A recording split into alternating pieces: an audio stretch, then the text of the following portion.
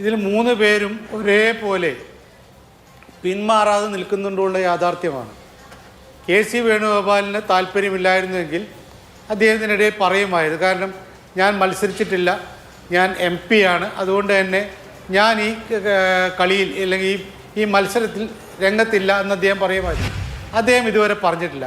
അദ്ദേഹത്തോട് ചോദിച്ച ചോദ്യങ്ങൾക്കൊക്കെ അദ്ദേഹം ഏതാണ്ട് ഞാൻ തന്നെ രംഗത്തുണ്ട് എന്ന രീതിയിൽ തന്നെയാണ് മറുപടി പറഞ്ഞിട്ടുള്ളത്. രമേശ് ചെന്നിത്തലയുടെ കാര്യം അദ്ദേഹം 2021 തന്നെ ഇക്കാര്യം വ്യക്തമാക്കിയതാണ്. അതായത് അന്ന് പ്രതിപക്ഷ നേതാവിൻ്റെ സ്ഥാനം നഷ്ടപ്പെട്ടപ്പോൾ അദ്ദേഹം പറഞ്ഞത് ഞാൻ അടുത്ത പ്രധാന പദവിയിലേക്കുള്ള പോരാട്ടത്തിൽ നിന്ന് ഞാൻ പിന്മാറിയിട്ടില്ല എന്നാണ്. സതീശൻ ഈ 5 വർഷക്കാലവും ശ്രമിച്ചിട്ടുള്ളത് ഈ പ്രതിപക്ഷ നേതാവായിട്ട് ശോഭിക്കുക എന്നതിൽ മാത്രമല്ല അദ്ദേഹത്തിന് അടുത്ത പദവി കിട്ടാൻ വേണ്ടി തന്നെയാണ്. ഈ 3 പേരും ഇപ്പോൾ സജീവമായിട്ട് രംഗത്തുണ്ട്. ഇവിടെ ആകെ പ്രശ്നം പരിഹരിക്കാൻ കഴിയുക നല്ല രീതിയിലാണെങ്കിലും ചീത്ത രീതിയിലാണെങ്കിലും ഹൈക്കമാൻഡിന് മാത്രമാണ്. അവർ ചീത്ത രീതിയിൽ കൈകാര്യം ചെയ്തത് നമ്മൾ കണ്ടതാണ്.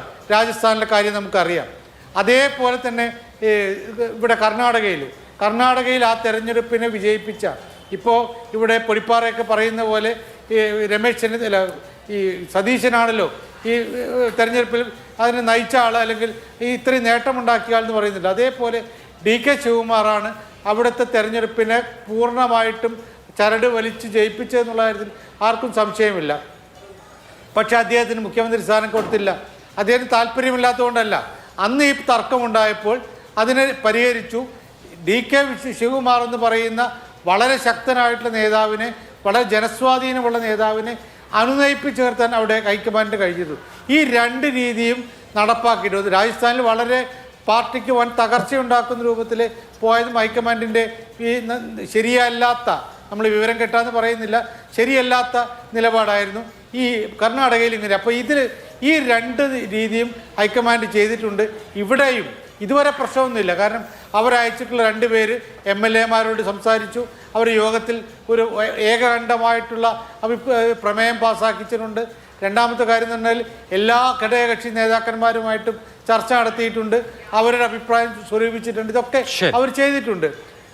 സ്വാഭാവികമായിട്ട് കോൺഗ്രസിലെ മറ്റ് നേതാക്കന്മാരുമായിട്ടും MLA മാരല്ലാത്ത പ്രധാന നേതാക്കന്മാരുമായിട്ട് അവർ ചർച്ച നടത്തിയിട്ടുണ്ട്. ഇതൊക്കെ ഉണ്ട്. പക്ഷേ ഇതെല്ലാം വെച്ചുകൊണ്ട് പിന്നീട് അങ്ങോട്ടേക്ക് ഒരു ഏകപക്ഷീയ തീരുമാനം പ്രഖ്യാപിക്കുകയാണെങ്കിൽ അത് വലിയ അപകടമുണ്ടാകും. അതിന് പകരം ഈ നേരത്തെ ശിവകുമാറിനെയും സിദ്ധരാമയ്യയും ഒക്കെ ഒരുമിച്ചിരുത്തിക്കൊണ്ട് പലവട്ടം സംസാരിച്ച് ഒരു രമ്യതയിലേക്ക് കൊണ്ടുവന്നതുപോലെ അങ്ങനെ കൊണ്ടുവരാൻ കഴിഞ്ഞാൽ ഈ ഇവിടെ പ്രശ്നം വലിയ കുഴപ്പമുണ്ടാവാതെ തീരും. അല്ലെങ്കിൽ അത് വളരെ ഗുരുതരമായ പ്രശ്നം പാർട്ടിക്കകത്തുണ്ടാക്കുന്നുള്ള കാര്യത്തിൽ സംശയമില്ല. ഇവിടെ ഷിബു മീരാൻ പറഞ്ഞ് ശരിയാണ്.